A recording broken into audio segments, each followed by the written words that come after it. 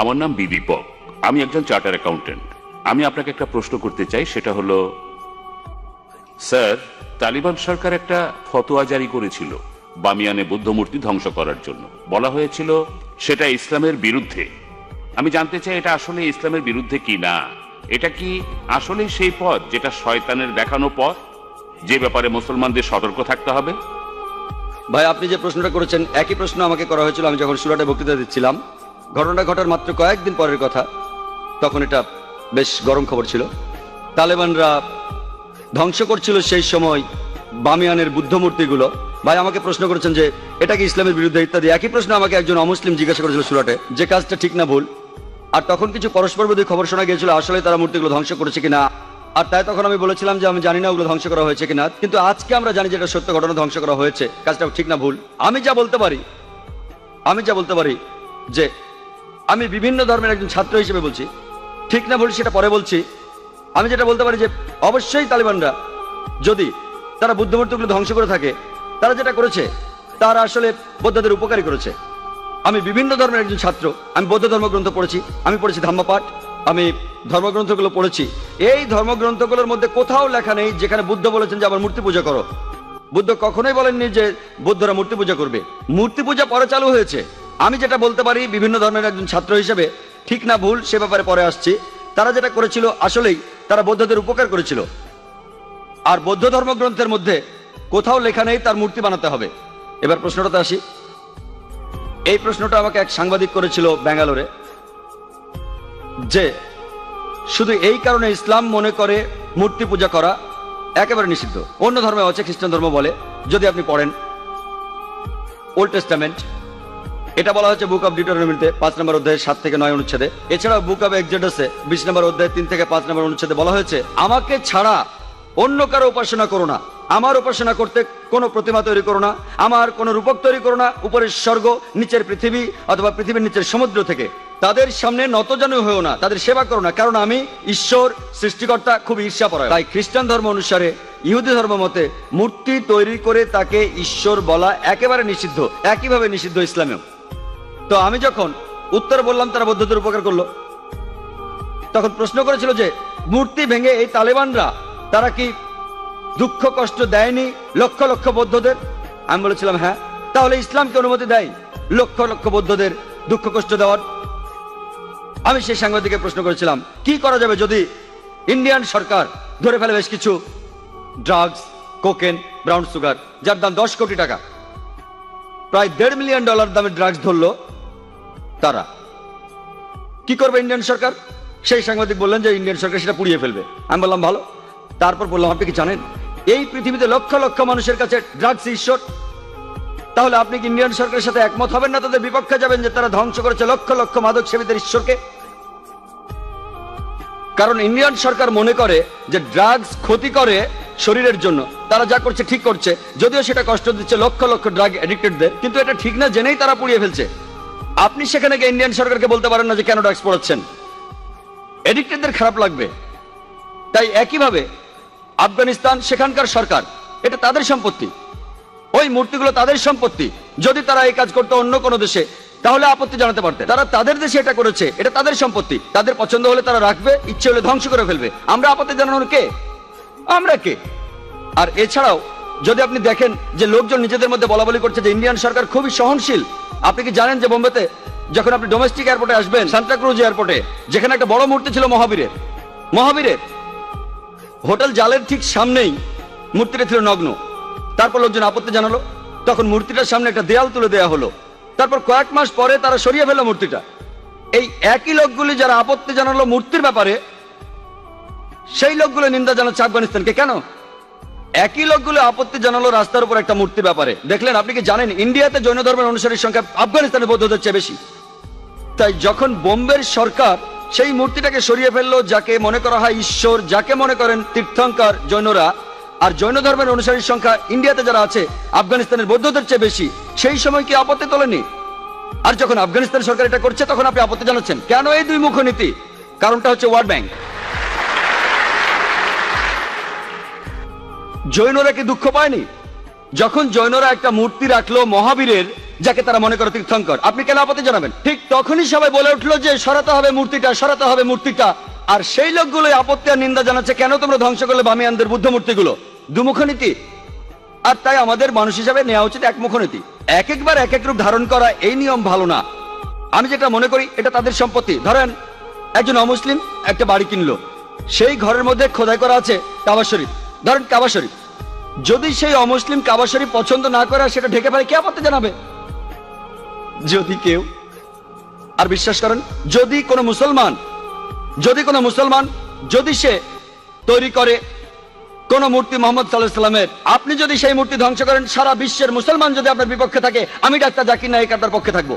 কারণ মোহাম্মদ সাল্লাল্লাহু আলাইহি সাল্লামের মূর্তি তৈরি করা সম্পূর্ণ নিষেধ।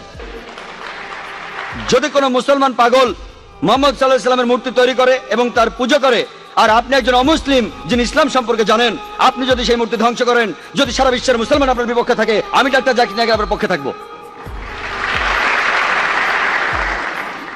আসসালামু আলাইকুম ব্রাদার। ব্যক্তিগতভাবে আমি এই প্রশ্নটা করতে চাই, বর্তমানে সামাজিক, রাজনৈতিক আর ধর্মতাত্ত্বিক প্রেক্ষাপটের সামনে আজকের পৃথিবীতে যা দেখছি, আমি খুব দ্বিধাদ্বন্দ্বে আছি যে কোন পক্ষে যাব। আমি এটাও বুঝছি না যে কোনটা ঠিক আর কোনটা ভুল। যাবতীয় কুসংস্কারকে বাদ দিয়ে এটা আজকে প্রমাণিত যে বিশ্বাসীদের কাজকর্ম দিয়েই কোনো ধর্মকে বিচার করা যায়। এই যুক্তিটা ধরে নিয়ে কিভাবে আমি মনস্থির করব, কিভাবে আমি আমার বিশ্বাসকে ঠিক রাখবো? বেশ কিছু ব্যাপারে মতামতের অমিল হচ্ছে আমার সাথে আমার সঙ্গী সাথীদের। ব্যক্তিগতভাবে আপনি কি সমর্থন করবেন সাদ্দাম হোসেনকে, পারস্যের মুজাহিদ যোদ্ধাদের, প্যালেস্টাইনে আত্মঘাতী যোদ্ধার মৃত্যুকে? বোন, আপনি প্রশ্ন করেছেন পরস্পর বিরোধী দৃষ্টিভঙ্গি আর চিন্তা ভাবনা নিয়ে। তিনি জানেন না কোনটা তার জন্য ঠিক, কার সাথে তিনি একমত হবেন, কার সাথে হবেন না, কি করা উচিত। তিনি আমাকে প্রশ্ন করেছেন যে আমি সমর্থন করি কিনা যা ঘটেছে প্যালেস্টাইনি মুজাহিদদের, যা হয়েছে সাদ্দাম হোসেনের ক্ষেত্রে ইত্যাদি। বোন, আমি আগেও বলেছি অনেক ক্ষেত্রে এগুলো হচ্ছে রাজনীতি। আমি তাই বলি যে সব কিছুর একটা লুকানো কারণ থাকে, কারণ আসলে আমি অনেক দেশে ভ্রমণ করি। আবারও বলি, ঠিক না বলে আল্লাহ মালুম, আমি বলতে পারি না যে ব্যাপারটা এই, কিন্তু আসলে এটার কারণ হাতে গোনা কিছু লোক আর রাজনীতিবিদরা, আবারও রাজনীতিবিদরা। তাহলে রাজনৈতিক কারণেই কাউকে বানানো হচ্ছে কোরবানির গরু, আর এটাই কারণ যে তারা দেখতে চায় যে কাজ হচ্ছে তাদের পক্ষে। আমি একজন মুসলমান হিসেবে যদি আমাকে প্রশ্ন করেন যে আমি কি করব, যদি কেউ আমাকে প্রশ্ন করে, আমি শুধু সত্যটাই বলবো। যদি কেউ তাদের ক্ষতি করে থাকে, যদি কেউ তাদের হত্যা করে থাকে, অত্যাচার করে, এক্ষেত্রে যদি তারা মোকাবেলা করে তাহলে ঠিক আছে, তা না হলে তারা পারে না। আপনি আমাকে জিজ্ঞেস করেছেন কি ঘটছে কোনো একটা বিশেষ ক্ষেত্রে, ওসামা বিন লাদেন বা সাদ্দাম হোসেন, আমি বলবো আমি পুরো ঘটনা জানি না, আমি ফতোয়া দিতে পারি না, আমি পারি না অভিযুক্ত করতে, কারণ আমি তাদের সাক্ষাৎকার নেইনি। মতামত দিতে হলে আগে সাক্ষাৎকার নিতে হবে। তাই আমি বলি আল্লাহ মালুম, আল্লাহ ভালো জানেন। আল্লাহ আমাকে কিয়ামতের দিন জিজ্ঞেস করবেন না যে ওসামা বিন লাদেন সন্ত্রাসী ছিল কিনা। আমি বলবো যদি সে কিছু ভুল করে থাকে, যদি সে নিয়ম নীতি ভাঙে কোরআন ও সুন্নাহর, তাহলে সে খারাপ। যদি সে নিয়ম না ভাঙে সে ভালো। এটার উপর ভিত্তি করে আমি পরীক্ষায় পাশ করব না। আমাকে কি পড়তে হবে? আমাকে পড়তে হবে কোরআন, আমাকে পড়তে হবে ধর্মগ্রন্থ। এই প্রশ্নের উত্তর দেবেন বিশেষজ্ঞরা যারা বিভিন্ন জায়গায় যান, আফগানিস্তানে গিয়ে সাক্ষাৎকার নেন ইত্যাদি। আর আমরা যেগুলো খবরের কাগজেও দেখে থাকি। আপনাকে বা আমাকে একজন মুসলমান হিসেবে সর্বশক্তিমান আল্লাহ তাআলা কিয়ামতের দিন জিজ্ঞেস করবেন না সাদ্দাম হোসেন যে একজন সন্ত্রাসী, সে ব্যাপারে কি তুমি একমত? আমরা বলতে পারি আল্লাহ মালুম, আমরা জানি না, আমরা তাদের সমর্থনও করি না, তাদের নিন্দাও করি না। যদি অকাট্য প্রমাণ থাকে একজন লোকের বিরুদ্ধে, কোনো মুসলমানের বিরুদ্ধে যে কোনো কাজ করেছে যেটা প্রমাণিতভাবে কোরআনের বিপক্ষে, আমরা তাকে নিন্দা জানাবো। কিন্তু যদি প্রমাণ না থাকে, যেটা হলো আংশিক প্রমাণ, আমাদের থাকতে হবে নিরপেক্ষ, এটাই কোরআন বলে। আর আপনার বিশ্বাস দুর্বল হবে না বোন, আপনার বিশ্বাসের ভিত্তি হবে সেই সত্যি যা বলা আছে ধর্মগ্রন্থে। সবচেয়ে ভালো উপায় যেভাবে বিশ্বাস আনা যায় তা হলো কোরআন পড়া। আপনি কোনো খুঁত পাবেন না কোরআনে, আপনি পরস্পর বিরোধী কিছু পাবেন না কোরআনে। যদি আপনি আরবি ভাষা বুঝতে না পারেন তাহলে আপনাকে পড়তে হবে অনুবাদ।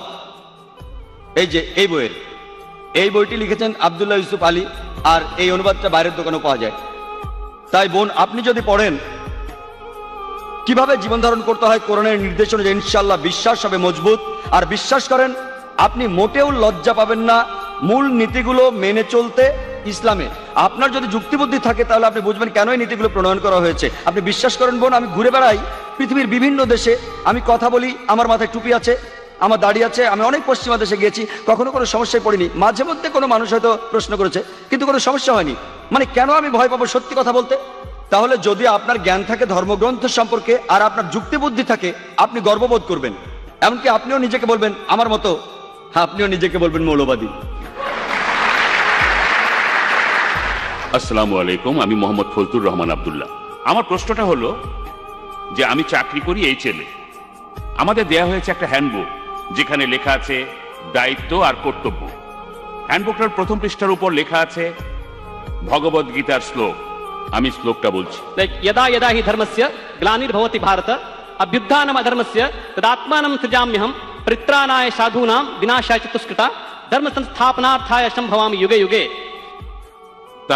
তারা বিশেষ করে উল্লেখ করেছে যে परित्राणाय साधूनां विनाशाय च दुष्कृता। যদি আপনি চান রক্ষা করতে সত্যকে অথবা ভালোকে, আপনাকে দূর করতে হবে খারাপ জিনিসকে, অন্য কোনো উপায় নেই। ঠিক আছে, তারপর আমি বলছি ওই শেষের দিকের শ্লোকটা হলো যে धर्म संस्थापनार्थाय संभवामि युगे युगे।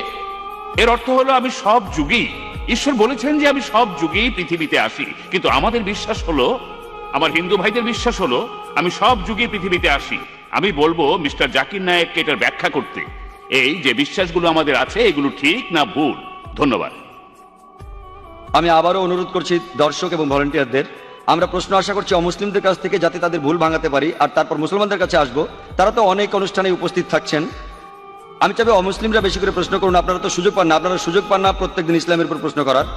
আপনার প্রশ্নে আসি। ভাই যে উদ্ধৃতি দিলেন সেটা আছে ভগবদ গীতার 4th অধ্যায়ে। তিনি উদ্ধৃতি দিয়েছেন, তবে বলেননি কোথা থেকে।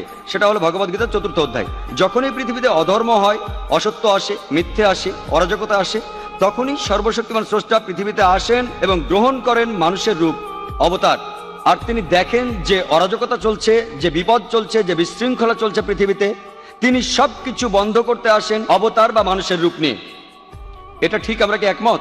পার্থক্যটা হলো যে আমরা বলি মুসলমান হিসেবে, আমরা মুসলমানরা কি বলি যে সর্বশক্তিমান আল্লাহ তিনি তার দূত পাঠান। যখনই মানুষ বিপদে যায়, সত্য থেকে তিনি দূত পাঠাতে থাকেন। যেমন পবিত্র কোরআনের সূরা ফাতির 24 নম্বর আয়াতে,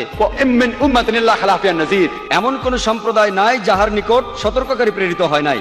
আমরা যা বলি তা হলো সর্বশক্তিমান আল্লাহ দূত পাঠান।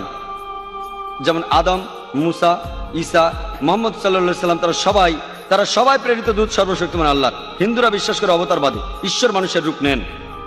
আমরা বলি প্রেরিত দূত, তারা বলে ঈশ্বর মানুষের রূপ নেন। পার্থক্যটা এখানে। পার্থক্যটা হলো তারা বলে সর্বশক্তিমান ঈশ্বর পৃথিবীতে নেমে আসে মানুষের রূপে।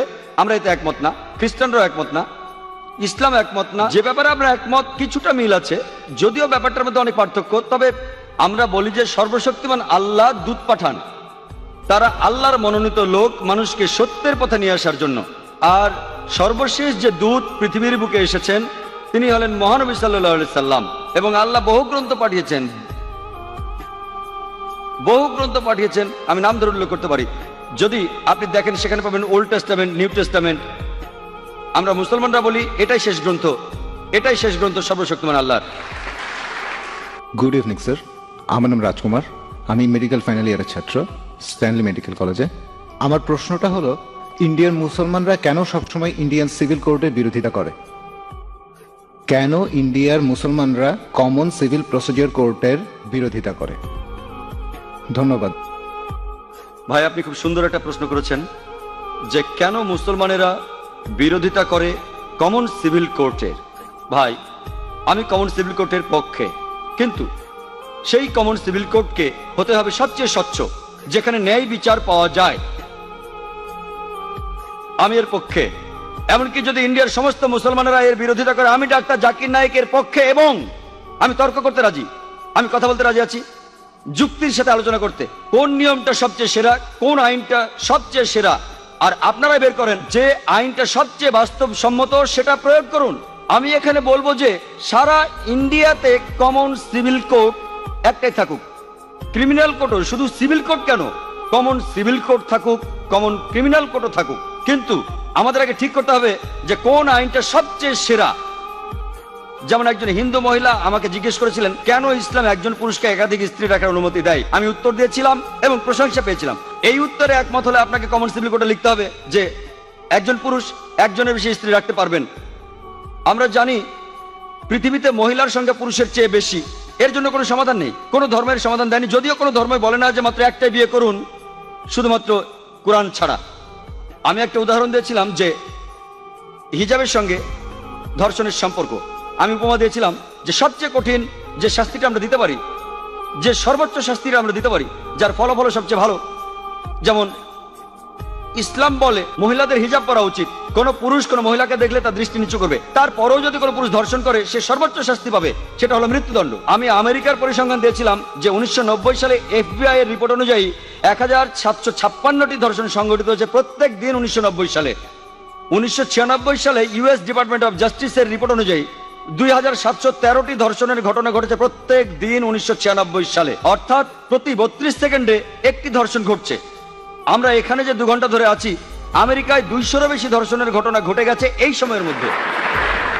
আমি বলছি যদি আপনারা ইসলাম শরিয়া মেনে চলেন যে যখনই কোনো পুরুষ মহিলার দিকে তাকাবে সে তার দৃষ্টি নিচু করবে, প্রত্যেক মহিলা ইসলাম হিজাব পরবে, পুরো শরীর ঢাকা থাকবে, মুখ ও হাতের কবজি বাঁধে, তারপরও যদি কেউ ধর্ষণ করে সে সর্বোচ্চ শাস্তি পাবে। আমি একটা প্রশ্ন করছি, ধর্ষণের হার কি তাতে বাড়বে, একই রকম থাকবে নাকি কমে যাবে?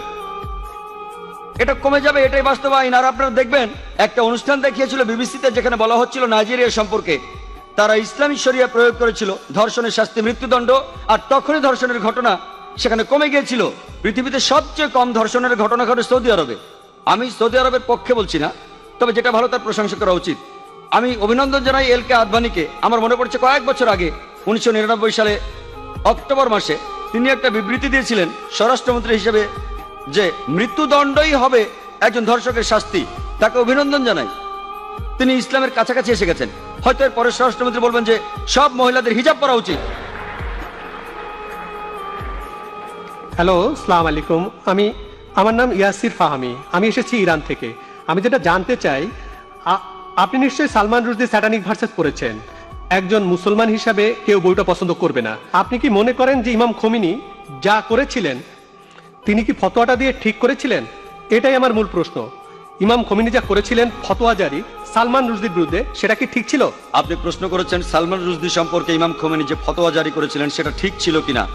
আমার প্রশ্ন হচ্ছে, কেন ইমাম খোমেনি ফতোয়া জারি করলেন 1 বছর পরে, যে দেশ সবার আগে সালমান রুশদির স্যাটানিক ভার্সেস নিষিদ্ধ করেছিল সেটা ইন্ডিয়া। আর আমি এই কাজটার জন্য রাজীব গান্ধীকে অভিনন্দন জানাই।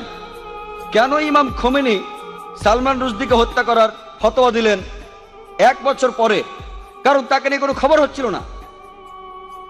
সবই রাজনীতি, রাজনীতির খেলা। আপনি যদি ফতোয়া দিতে চান আপনি সেটা দেবেন। বইটি পৃথিবীর বিভিন্ন দেশে সমালোচিত হয়েছে, অনেক দেশ নিষিদ্ধ করেছে, আর তিনি ফতোয়া দিলেন তাকে হত্যা করতে হবে। ঠিক না ঠিক সেটা পরের কথা। এটাই হচ্ছে রাজনীতির খেলা, রাজনৈতিক সুবিধা, এইসবই রাজনীতির খেলা। কিন্তু রাজীব গান্ধী যা করেছিলেন হয়তো তিনি এটা জানতেন না। আমি আগেও এই স্যাটানিক ভার্সেস নিয়ে কথা বলেছি, যদিও বইটা ইন্ডিয়াতে নিষিদ্ধ।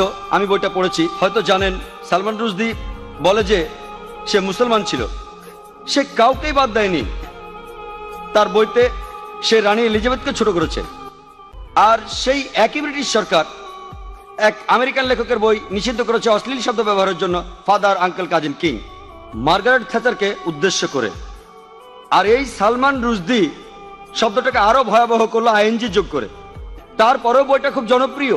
তাহলে একজন আমেরিকান লেখক, তার বইটা নিষিদ্ধ হলো 4টা অক্ষর থ্যাচারকে বলার জন্য, আর এই লোক সালমান রুশদি সেটাকে ভয়াবহ করলো আইএনজি দিয়ে, সেই একই মার্গারেট থ্যাচারকে উদ্দেশ্য করে। কিন্তু সে পেল পুরস্কার কেন? কারণ সে ইসলামের নিন্দা করেছে। এতে তারা খুব খুশি। আর আপনি কি জানেন সে বাদ দেয়নি রাম সীতাকেও? এদেরকে শ্রদ্ধা করে বেশিরভাগ ইন্ডিয়ান, তাদেরকেও ছোট করেছে। আমি শব্দটা আর বলতে চাই না, সে তাদেরকেও ছোট করেছে, তাদেরকেও ছাড়েনি। আর অনেক লোকই সেটা সমর্থন করে। তাই রাজীব গান্ধী সম্ভবত জানতেন না, কিন্তু পরে তিনি বইটা পড়ে বুঝতে পেরেছেন যে কাউকেই সেখানে বাদ দেওয়া হয়নি। তাহলে কেউ যদি সব সময় নিন্দা করে, পবিত্র কোরআনের সূরা মায়দার 33 নম্বর আয়াতে উল্লেখ আছে যে যদি কোনো ব্যক্তি আল্লাহর বিরুদ্ধে যুদ্ধ করে আর তার নবীর বিরুদ্ধে, অনেকগুলো পদ্ধতি আছে। একটা হচ্ছে তাকে মৃত্যুদণ্ড দিন, ক্রুশবিদ্ধ করুন, বিপরীত দিক থেকে হাত পা কেটে ফেলুন, অথবা দেশ থেকে বহিষ্কার করে দিন। আর এই আইন শুধু কোরআনে নয়, এটা বাইবেলেও আছে। যদি আপনি বুক অফ লেভিটিকাস পড়েন সেখানে আছে যদি কেউ ধর্মের বিরুদ্ধাচরণ করে তাকে পাথর নিক্ষেপ করে হত্যা করো। এমনকি একজন পথিকও তাকে পাথর নিক্ষেপ করতে পারে যে ধর্মের বিরোধিতা করে। তাহলে এই আইন সব ধর্মগ্রন্থে আছে, শুধুমাত্র ইসলামে নয়, বেশিরভাগ ধর্মগ্রন্থেই এ কথা আছে। হতে পারে খ্রিস্টান ধর্ম, হতে পারে ইসলাম ধর্ম, হতে পারে ইহুদি ধর্ম। স্রষ্টার বিরোধিতা যদি নিশ্চিতভাবে ঈশ্বরের বিরোধিতা করা হয়, অন্য কোনো দেশে সীমা নাই। আমরা এখান থেকে ফতোয়া দিতে পারি না যে তাকে হত্যা করা হবে ইত্যাদি। যদি সেই দেশে ইসলামের আইন থাকে, কেউ স্রষ্টার বিরোধিতা করলে তার জন্য নির্দিষ্ট আইন এবং কিছু নিয়ম কানুন আছে। কিন্তু রাজনীতিবিদরা যা করেন, মুসলমান রাজনীতিবিদ হোক অথবা অমুসলমান রাজনীতিবিদ হোক, আমি দুঃখিত, আমি কোনো রাজনীতিবিদকে ছোট করতে চাচ্ছি না, সবাই না হলে আমি বলবো বেশিরভাগ, আপনি দেখবেন তারা নিজেদের সুবিধার জন্য আপোষ করছে। আর ঠিক এই কারণেই বলা হয়ে থাকে যে ধর্ম আর রাজনীতি দুটো আলাদা জিনিস, কিন্তু তারা ধর্মকে ব্যবহার করে হাতিয়ার হিসেবে খ্যাতি অর্জনের জন্য। মানুষ এই কাজটাই করে। আমাদের বোঝা উচিত যে ফতোয়া দিয়েছিলেন খোমেনি, আমার মতে এটা রাজনৈতিক ফায়দা লুটারি কৌশল। কিন্তু বইটা নিষিদ্ধ করেছিলেন রাজীব গান্ধী, সেটা ঠিক ছিল। তিনি নিষিদ্ধ করেছিলেন প্রথম, আর এখন এই নিষেধাজ্ঞা তুলে নেওয়া হচ্ছে। আমি জানি না এই নিষেধাজ্ঞা আছে না তুলে নিয়েছে। এই নিষেধাজ্ঞা তুলে নেওয়ার জন্য দাবি এসেছিল। তবে কেউ যদি স্রষ্টার বিরোধিতা করে, ইসলাম বলে, খ্রিস্টান ধর্ম বলে, খ্রিস্টান ধর্মে তাকে পাথর মেরে হত্যা করতে হবে। ইসলাম ধর্মে 4টা পথ আছে, হত্যা থেকে বহিষ্কার পর্যন্ত। খ্রিস্টান ধর্মে একটাই পথ, শুধুমাত্র পাথর মেরে হত্যা করা। ইসলামে 4টা পথ আছে, বেছে নিতে পারেন। খ্রিস্টান ধর্মে শুধুই পাথর মেরে হত্যা করা। আশা করি আপনি উত্তরটা পেয়েছেন। গুড ইভিনিং স্যার, আমি টিওনুরাগ্নি, একজন আইনের ছাত্রী। আমার ধারণায় সন্ত্রাসবাদ বন্ধ করা যায়, নিদিম পক্ষে কমানো যায় যদি মানুষকে সহিষ্ণুতা শেখানো যায়। ইসলাম কি সহিষ্ণুতা সম্পর্কে কোনো উপদেশ দেয়? আর যদি দিয়ে থাকে, যাদের উপর ইসলাম ধর্মে এই দায়িত্বগুলো রয়েছে, মানে আমার মনে হয় ইসলাম ধর্মে, আমি আসলে শব্দগুলির সাথে পরিচিত না। হিন্দু ধর্মে যেমন গুরু আছেন, তেমনি ইসলাম ধর্মে যারা উপদেশ দেন অন্য মুসলমানদের, তো সেসব ক্ষেত্রে তারা কি সহনশীলতা সম্পর্কে কোনো শিক্ষা দেন? বোন, আপনি সুন্দর একটা প্রশ্ন করেছেন। ঠিকই বলেছেন যে সন্ত্রাস কমানো যায় সহনশীলতা চর্চার মাধ্যমে। ইসলাম সহনশীলতা শেখায় কিনা, ইসলামের ধর্মীয় নেতারা তারা সহনশীলতা শিক্ষা দেন কিনা? বোন, আমি আগে বলেছি, বেশ দ্রুতই বলেছিলাম, আমি এটার উপরে খুব একটা গুরুত্ব দেইনি। অনেকগুলো শর্তের একটা, যে কোনো মানুষের জন্য জান্নাতে যেতে হলে, বেহেশতে যেতে হলে, স্বর্গে যেতে হলে, সেটা হলো সহনশীলতা। পবিত্র কোরআনে সূরা আল আসরের 1 থেকে 3 নম্বর আয়াতে বলা হয়েছে যে ওয়াল আসর ইন্নাল ইনসানা ফি খুসর ইল্লা আল্লাযিনা আমানু ওয়া আমিলুস সলিহাতি ওয়া তাওয়াসাউ বিল হাক্কি ওয়া তাওয়াসাউ বিস সাবর। মহাকালের শপথ, মানুষ অবশ্যই ক্ষতিগ্রস্ত, কিন্তু উহারা নহে যাহারা ঈমান আনে ও সৎকর্ম করে এবং পরস্পরকে সত্যের উপদেশ দেয়, এটা বলে দাওয়া। আর সহনশীলতা ও ধৈর্যের উপদেশ দেয়। সহনশীলতা হলো জান্নাতে যাওয়ার অন্যতম একটি শর্ত। যদি আপনি সহনশীল না হন, সূরা আসর অনুযায়ী আপনি বেহেশতে যেতে পারবেন না। শুধু সহনশীল হলেই চলবে না, অন্য মানুষকেও সহনশীলতার পথে আনতে হবে। তবে সহনশীলতা শব্দটার অনেক রকম অর্থ করা যায়, আর বিশেষজ্ঞরাও বলবেন সহনশীলতারও একটা সীমা আছে। সহনশীলতা বলতে কি বোঝেন? ভালো, কেউ যদি আপনার সাথে অন্যায় কিছু করে, আপনি প্রতিশোধ নিলেন না, খুব ভালো, কতদিন করবেন? তাই সহনশীলতারও একটা সীমা আছে। আর ইসলাম ধর্মে জালিম সেই লোক যার কাজ হলো জুলুম করা। অর্থাৎ আপনি বলতে পারেন যে ক্ষতি করে সবার। জালিম রয়েছে 2 প্রকার। এক প্রকার সে ক্ষতি করে অন্য মানুষের, আরেক প্রকার সে ক্ষতি করে নিজের। 2 প্রকার জালিম রয়েছে। 2 জনকে বলা হয় জালিম। একজন জুলুম করে অন্যের উপর, আরেকজন করে জুলুম নিজের উপর। আমাদের প্রিয় নবী সাল্লাল্লাহু আলাইহি সাল্লাম বলেছেন, এর উল্লেখ আছে সহিহ মুসলিম হাদিসে, যদি তোমার চোখের সামনে অন্যায় কিছু ঘটে, যদি তুমি পারো সেটা বন্ধ করো তোমার হাত দিয়ে। যদি হাত দিয়ে বন্ধ করতে না পারো, বন্ধ করো তোমার মুখ দিয়ে, তোমার জিহ্বা দিয়ে। যদি জিহ্বা দিয়ে বন্ধ করতে না পারো, অন্ততপক্ষে মনে মনে নিন্দা করো যে কাজটা অন্যায়। আর তুমি যদি এটা করো, তুমি একেবারে নিচের স্তরের বিশ্বাসী, নিচের স্তরে। তাই আমাদের কি করতে হবে? সহনশীল হতে হবে, অন্যকে হতে বলতে হবে। যেমন আল্লাহ বলেছেন পবিত্র কোরআনে সূরা বাকারার 153 নম্বর আয়াতে, ইন্নাল্লাহা মা'আস সাবিরিন, নিশ্চয়ই আল্লাহ সবরকারীদের সাথে আছেন। যখন তুমি সবর করো, খেয়াল রাখবে যেন সীমা অতিক্রম না করে। এরও একটা সীমা আছে, সহনশীলতার একটা সীমা আছে। কোনো কিছু সীমা ছাড়ানোর আগে যদি আপনি দেখেন একজন মহিলাকে ধর্ষণ করা হচ্ছে, আপনি ওই মহিলাকে বলতে পারেন না, সহ্য করেন, সমস্যা নেই। যদি আল্লাহ আমাকে শক্তি দিয়ে থাকেন, আমি যদি দেখি একজন মহিলা ধর্ষিত হচ্ছেন, আমি সেটা বন্ধ করার চেষ্টা করবো হাত দিয়ে। যদি না পারি তাহলে বলবো, আরে ভাই সাহেব ধর্ষণ করবেন না। মুম্বাইয়ের একটা খবর, একটা বাচ্চা মেয়ে, 13 বছরের একটা বাচ্চা মেয়ে, তাকে ধর্ষণ করেছে এক লোক। সেখানে 5 জন যাত্রী ছিল, তাদের মধ্যে একজন আপত্তি তুললো, সবাই বাধা দিয়েছিল। আরে 5 জন লোক একটা মাতালকে আটকে দিতে পারতো, 5 মাতাল, কিন্তু তারা কিছুই করেনি। মানবতার হয়েছেটা কি? মানুষ আজ কোথায় গিয়ে দাঁড়িয়েছে? 5 জন জোয়ান লোক সামলাতে পারে না একজন মাতালকে, যে মেয়েটাকে ধর্ষণ করছে। এটা কি সহনশীলতা? আমি বলবো কাপুরুষতা। সেজন্য আমি বলছি, যদি এই 5 জন লোক সন্ত্রাসী হতো, সন্ত্রাসী মানে যারা অসামাজিকদের মনে ভয় জাগায়, ওই মাতালটা এই কাজ করার সাহস পেত না। তাহলে বোন আমরা উৎসাহ যোগাবো, চেষ্টা করব যাতে মানুষ আরো সহনশীল হয়, একই সাথে তারা যেন কাপুরুষ না হয়। খেয়াল রাখতে হবে অসামাজিক যা কিছু আছে সেগুলো যেন কমে যায়, আর সবাইকে একসাথে চেষ্টা করতে হবে, দেখতে হবে ওই লোকগুলো, ওই অসামাজিক লোকগুলো যেন অন্যায় থেকে বিরত থাকে। আশা করি উত্তর পেয়ে। হ্যালো, আমার নাম দীপক, আমি একজন চার্টার অ্যাকাউন্টেন্ট। আমি আপনাকে একটা প্রশ্ন করতে চাই, সেটা হলো স্যার, তালিবান সরকার একটা ফতোয়া জারি করেছিল বামিয়ানে বুদ্ধ মূর্তি ধ্বংস করার জন্য। বলা হয়েছিল সেটা ইসলামের বিরুদ্ধে। আমি জানতে চাই এটা আসলে ইসলামের বিরুদ্ধে কি না, এটা কি আসলে সেই পথ যেটা শয়তানের দেখানো পথ, যে ব্যাপারে মুসলমানদের সতর্ক থাকতে হবে? ভাই আপনি যে প্রশ্নটা করেছেন একই প্রশ্ন আমাকে করা হয়েছিল আমি যখন সুরাটে বক্তৃতা দিচ্ছিলাম। ঘটনা ঘটার মাত্র কয়েকদিন পরের কথা, তখন এটা বেশ গরম খবর ছিল। তালেবানরা ধ্বংস করছিল সেই সময় বামিয়ানের বুদ্ধ মূর্তিগুলো। ভাই আমাকে প্রশ্ন করেছেন যে এটা কি ইসলামের বিরুদ্ধে ইত্যাদি। একই প্রশ্ন আমাকে একজন অমুসলিম জিজ্ঞাসা করেছিল সুরাটে, যে কাজটা ঠিক না ভুল। আর তখন কিছু পরস্পর বিরোধী খবর শোনা গিয়েছিল আসলে তারা মূর্তিগুলো ধ্বংস করেছে কিনা। আর তাই তখন আমি বলেছিলাম যে আমি জানি না ওগুলো ধ্বংস করা হয়েছে কিনা, কিন্তু আজকে আমরা জানি যে এটা সত্য ঘটনা, ধ্বংস করা হয়েছে। কাজটা ঠিক না ভুল, আমি যা বলতে পারি যে আমি বিভিন্ন ধর্মের একজন ছাত্র হিসেবে বলছি, ঠিক না ভুল সেটা পরে বলছি। আমি যেটা বলতে পারি যে অবশ্যই তালিবানরা যদি তারা বুদ্ধ মূর্তিগুলো ধ্বংস করে থাকে, তারা যেটা করেছে তারা আসলে বৌদ্ধদের উপকারী করেছে। আমি বিভিন্ন ধর্মের একজন ছাত্র, আমি বৌদ্ধ ধর্মগ্রন্থ পড়েছি, আমি পড়েছি ধম্মপাঠ, আমি ধর্মগ্রন্থগুলো পড়েছি। এই ধর্মগ্রন্থগুলোর মধ্যে কোথাও লেখা নেই যেখানে বুদ্ধ বলেছেন যে আবার মূর্তি পূজা করো। বুদ্ধ কখনোই বলেননি যে বৌদ্ধরা মূর্তি পূজা করবে। মূর্তি পূজা পরে চালু হয়েছে। আমি যেটা বলতে পারি বিভিন্ন ধর্মের একজন ছাত্র হিসেবে, ঠিক না ভুল সে ব্যাপারে পরে আসছি, তারা যেটা করেছিল আসলেই তারা বৌদ্ধদের উপকার করেছিল। আর বৌদ্ধ ধর্মগ্রন্থের মধ্যে কোথাও লেখা নেই তার মূর্তি বানাতে হবে। এবার প্রশ্নটাতে আসি। এই প্রশ্নটা আমাকে এক সাংবাদিক করেছিল ব্যাঙ্গালোরে, যে শুধু এই কারণে ইসলাম মনে করে মূর্তি পূজা করা একেবারে নিষিদ্ধ, অন্য ধর্মে আছে, খ্রিস্টান ধর্ম বলে। যদি আপনি পড়েন ওল্ড টেস্টামেন্ট, এটা বলা হচ্ছে বুক অফ ডিউটেরোনমিতে 5 নম্বর অধ্যায় 7 থেকে 9 অনুচ্ছেদে। এছাড়া বুক অফ এক্সোডাসে 20 নম্বর অধ্যায় 3 থেকে 5 নম্বর অনুচ্ছেদে বলা হয়েছে আমাকে ছাড়া অন্য কারো উপাসনা করো না, আমার উপাসনা করতে কোনো প্রতিমা তৈরি করো না, আমার কোনো রূপক তৈরি করো না উপরের স্বর্গ নিচের পৃথিবী অথবা পৃথিবীর নিচের সমুদ্র থেকে। তাদের সামনে নতজানু হয়েও না, তাদের সেবা করো না, কারণ আমি ঈশ্বর সৃষ্টিকর্তা খুব ঈর্ষাপরায়ণ। তাই খ্রিস্টান ধর্ম অনুসারে, ইহুদি ধর্ম মতে মূর্তি তৈরি করে তাকে ঈশ্বর বলা একেবারে নিষিদ্ধ, একইভাবে নিষিদ্ধ ইসলামেও।